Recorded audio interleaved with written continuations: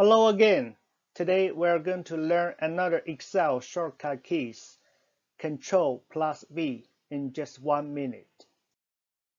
Excel keyboard shortcuts, Control combination, Control plus V. Hold the Control key and press letter V.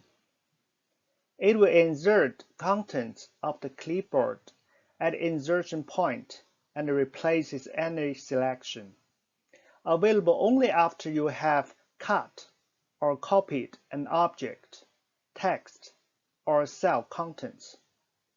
Once you press Ctrl plus C or Ctrl plus X, it will apply. Let me pause here. Practice on your end.